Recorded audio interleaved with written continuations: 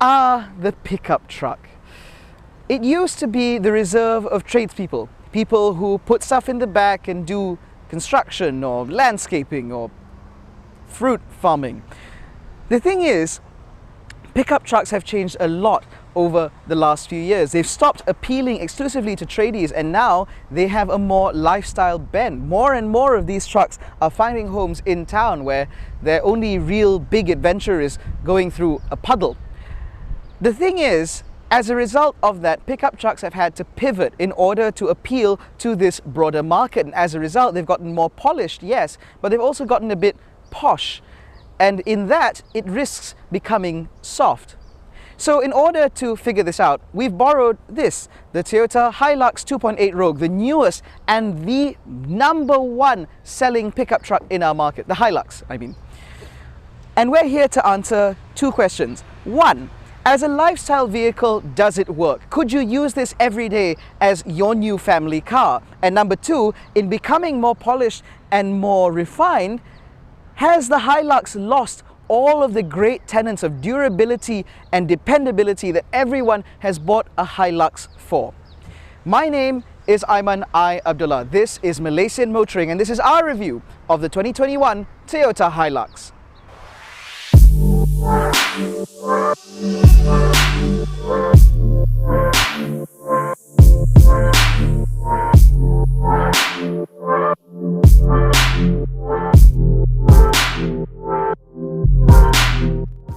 So, with the 2021 redesign, there are quite a few things for us to cover. This is the flagship 2.8 Rogue. So as a result, it has a distinctive face. Only the Rogue gets this sort of kabuki mask kind of thing going for it.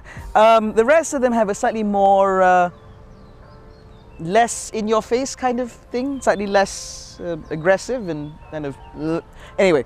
So the Rogue is again the flagship model, so as a result it's got all the bells and whistles. So for starters, you have this big Toyota logo which is now encased in plastic because this is now a radar, which we'll talk about later in the driving segment. But more importantly, like I said, you have this very distinctive face, you have this body colored bash plate. You also get new headlights which are reserved for the top two models. These are bi-beam LED headlights, so full LED with a daytime running light and LED indicators, which is pretty cool. You also get LED fog lights which are built into this housing that actually melds into the body cladding, which I think is actually pretty damn cool. Now going down the side, you get black alloy wheels because it's a pickup truck, and so when you go off-roading you want black alloy wheels so that they can get scratched and dinged. Going down the side, you have the very prominent Hilux badge and the 2.8 litre logo. But this is important because you need everyone to know that you have the big engine rather than some pithy 2 litre or a 1.9. You also have these running boards which are standard. However, this car comes with optional side step lighting which actually lights up the entire running board, which is actually pretty damn cool. It is, however, an option. You also get these optional door visors for reasons I can't quite comprehend. On the back you also get more wheels because most cars come with 4. The body cladding here, however, kind of cuts away for the fuel door, which is a bit weird if you ask me. I feel like this could have been designed a bit better, but what do I know. We also get these sports bars. This is also not standard, but I have to say they do look quite good on the back of the Hilux. Going to the rear, however, the proper back, you get new tail lights which are LED combination. So you have LED lights around here and you have LED brake lights for everything else, bulbs. You also get now a body colored rear bumper instead of chrome like on most trucks. Again, I remember they said something about this but I've forgotten why. You get this new black thing with the Hilux badging prominently in the middle, because if you have a Hilux you want everyone to know that you have a Hilux. However, because of this part here, the reverse camera has gone over here, which actually skewers the reverse camera view quite a bit and the 360-degree camera, which makes it almost impossible to line this thing up straight in a parking lot. Now, when you're talking about a pickup truck, obviously you have to talk about the flatbed. Now, soft open, replete with squeak. That comes thanks to this hydraulic thing here, which is also an option.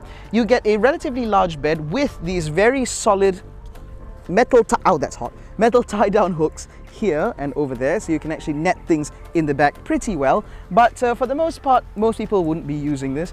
As an option, however, you can get bed lighting, which you can switch on here. They are not automatic, however, so you have to turn them on and off as and when you want to use them. And they are very good at lighting up the bed, but like I said, this is an option, as is this damper thingy. But as you can see, you can very easily close this with one hand. Now, that's enough about the exterior. As you can see, the Hilux has definitely gotten a lot more posh. But let's see what's going on inside to see if that poshness continues.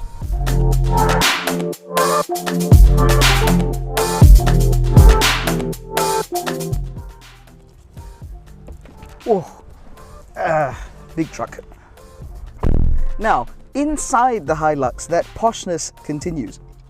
So for starters, you now get a similarly upright dash as we've come to see and expect from Hiluxes before, except now it's a lot more sculpted and swoopy. You also get these weird stitched lines across the hard, stiff plastic, not just on the dash but on the doors, and it's all in an attempt to make this car seem a little bit more polished. Now, moving beyond the immediate appearance, at the front you now get a pair of new Optitron dials, which are very legible and very clear, which flank a multi-info display in the middle, a full color multi-info display. However, the refresh rate isn't the greatest, which is immediately made obvious to you when you start the car because of its starting sequence, which is not that great. Now, as you move down to the center, however, you get this brushed aluminium plastic, which you get on the dash and on the doors, all the way down to the back. It is worth noting, however, that this car, the 2.8 Rogue, comes with ambient lighting. So you actually get light strips underneath that little silver panel down on the doors, and at night it does look a little bit better. However, in the front, where I was getting to, practicality is still pretty good. You have this cubby there and another cubby here, and you get a cubby here and cup holders, another cubby here, and a big center console. But most importantly, beyond the practicality, oh, and you can fit a big bottle in the door. But beyond the practicality, you also have to talk about technology. So you have a new head unit, which is rather small, and the interface is kind of clunky, but at the very least it comes with Apple CarPlay and Android Auto, so you don't have to really interface with it that much.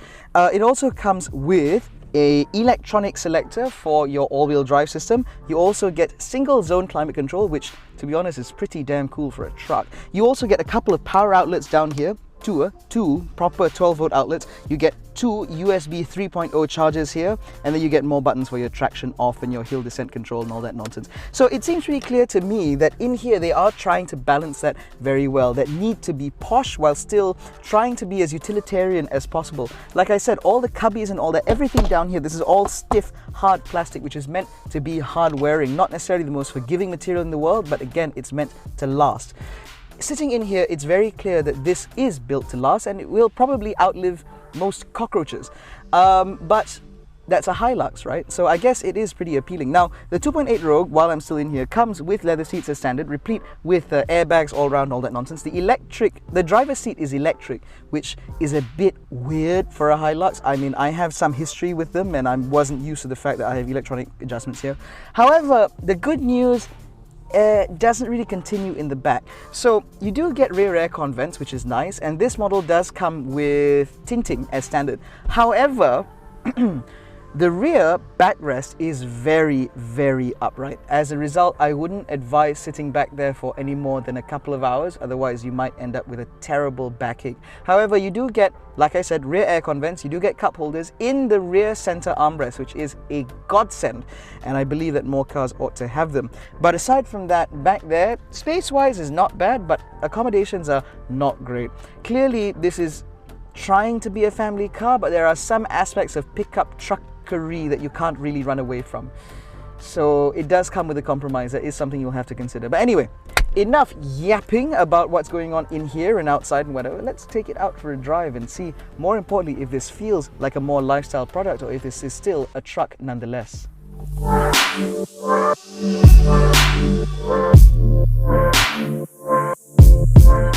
So, driving the new Toyota Hilux. Now, behind the wheel there are a few things that hit you almost immediately. Number one, this truck now comes with a new engine. So the Rogue 2.8 now comes with an updated motor. As a result, the 2.8 litre engine now produces a little bit more power than it did before. The stats will now be placed on the screen below. So, Behind the wheel, you can immediately tell that there is a little bit more poke now. This new engine produces about 50 Newton meters more torque than before and a little bit more horsepower. And from behind the wheel, from the moment you press the pedal, you can tell that this truck is now a lot more immediate than it used to be. The Hilux 2.8 was not necessarily the most powerful truck in its class when it came out, and it was easily outdone by the larger displacement trucks within the segment. So the fact that it's been updated with this engine does mean that it is now a little bit punchier. As standard, however, this truck is paired with a 6-speed automatic gearbox. The majority of Hiluxes now, as part of the refresh, is only available with a 6-speed automatic gearbox. Now, that power is of course sent to either the rear wheels in 2 high mode or all the wheels via 4 high mode, although you can select between 2 high, 4 high and 4 low depending on what the situation requires through the little selector switch up on the dash. You no longer get one of those small mini gears to do that. But there is a lot more to this truck than that. Sure, there's a new powertrain, and yes, the looks have been updated, but there's a lot more to it. So for starters, let me talk about one of the most important updates available for this truck, and that is the fact that now the Hilux 2.8 Rogue is available with Toyota's suite of active safety features. So the Hilux Rogue is now available with things like autonomous emergency braking, rear cross-traffic alert, blind spot monitoring, lane keep assist with your assist, where it will actually brake the inside wheels in order to pull the car back into lane instead of a steering intervention. You also get pre-collision warning, and you get what's the word I'm looking for here? Adaptive cruise control. Yes, you can get adaptive cruise control on a Hilux. Of course, some of you may say that, hey, hang on, the Ford Ranger has had adaptive cruise control for a while now, and yes, that is true. But the fact that it's available on the Hilux, which is the segment leader, is a pretty important step. As far as I'm concerned, every new model ought to be available with autonomous emergency braking, especially as standard. So the fact the Hilux is now available with such a comprehensive suite of active safety features, it does mean that this now holds its chops a little bit better as a family car, particularly given the fact that these cars are now used predominantly as lifestyle vehicles rather than out-and-out workhorses. But from a driving perspective, what has changed? So I'm used to Hiluxes from a couple of generations ago. My family has quite a few, and we use them predominantly for work. So I am relatively familiar with Hiluxes as a whole. But getting into this, there are a few things that strike you. Number one, this truck is a lot more refined than it used to be. The engine, sure, I mean, you can hear it from time to time only when you're throttling at relatively low speeds, but when you're on the highway or when the car starts to settle down at a certain speed, you hear very little of the engine. You can feel it a little bit though. You can feel it through the steering wheel and through the seats and so on. So it's obviously not going to be as refined as a passenger SUV of any kind. But it's not bad. As a truck, it really isn't that bad. The steering has been reworked. There's a new steering pump with a variable assistance system, which does help make the steering wheel lighter at lower speeds and heavier at higher speeds, so you get a little bit less assistance. This is still a hydraulic power steering. So as a result, it does make the truck feel a little bit more confident, particularly out on the motorway. However, make no mistake, this is still not an easy thing to wield. I live in a condo and I have to drive up some 7 flights in order to park my car, and to be honest, it is a little bit of an arm workout in order to do that.